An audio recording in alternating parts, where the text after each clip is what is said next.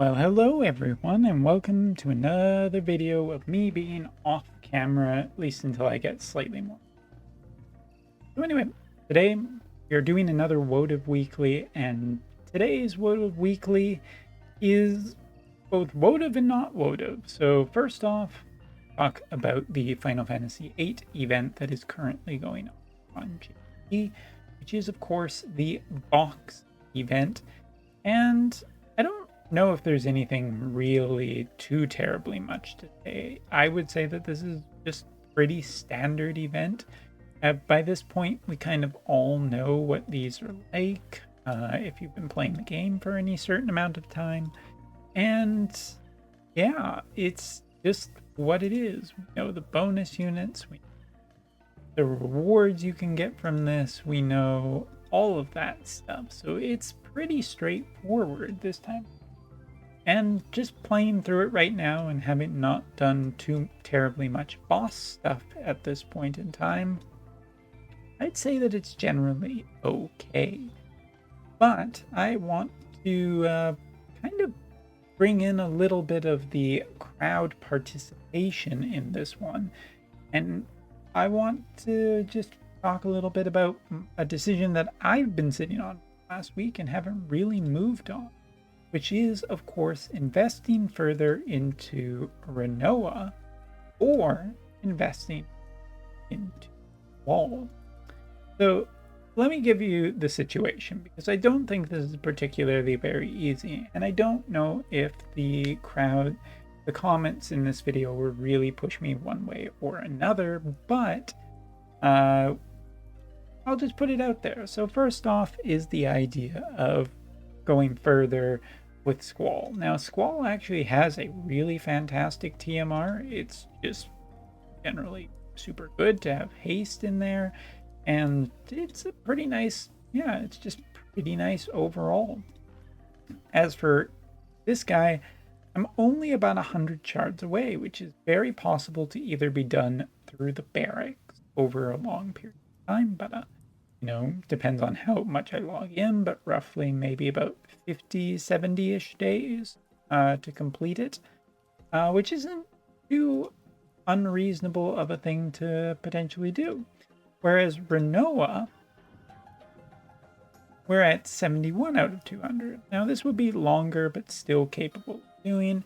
Rinoa also has a generally nice TMR that I think is really good, that supports tanks, and I quite like it. And of course, Rinoa is just one of my favorite characters of all time when it comes to Final Fantasy. So I'm quite happy to make the investment into either of these characters, but it gets a little more complicated.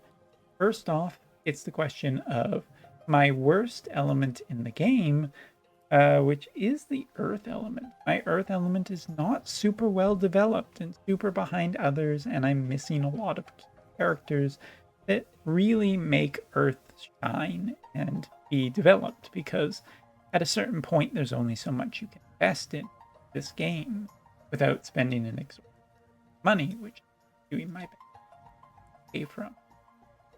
Now, as for Squall, he's in an element that I'm a little more better prepared to actually say that I would want to play.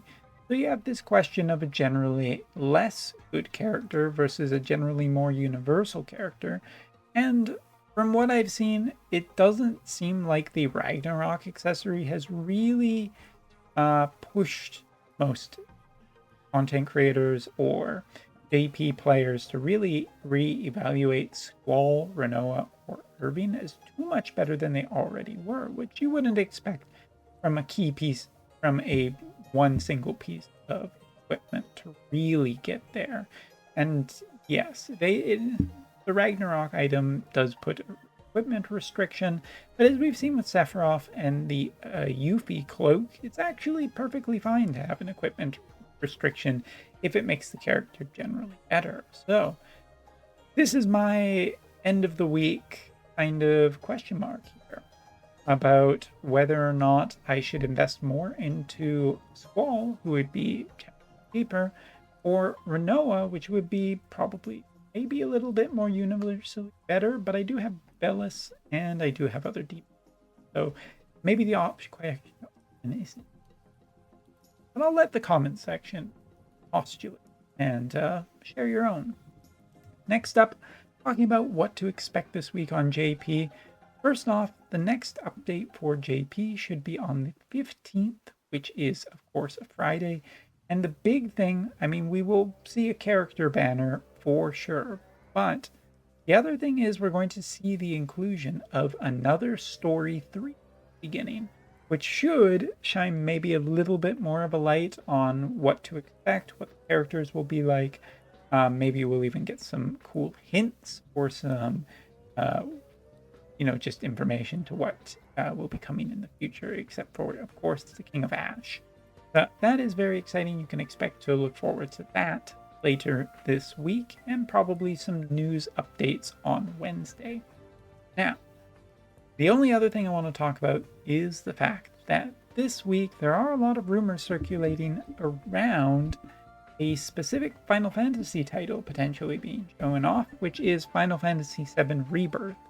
Now, Rebirth apparently has been very recently been put up for pre-order on only 1 or 2 websites, which is kind of interesting because normally if you are going to get the pre-orders are going to start, it starts everywhere at the same time. So maybe someone pulled the trigger a little bit earlier. Also, PlayStation in Germany, I think, or one of the European PlayStation accounts is really starting to tweet about both Rebirth and Stellar Blade, which would be just the indication. I mean, we are a week-ish before Tokyo Game Show, which is, of course, a major video game event. And at this time of the year, we usually get not only a Nintendo Direct, but also a Sony-style event. So hopefully those are going to be announced, possibly even before this video is up, but hopefully within about a day or.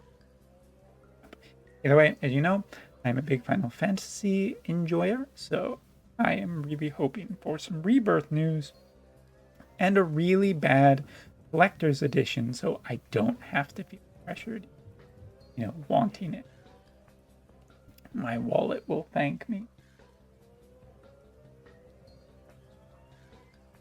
So yes, that is essentially the update such as it is. Hopefully you found this video enjoyable, and we'll be back next talking about what global will be expecting this week. Thanks for watching.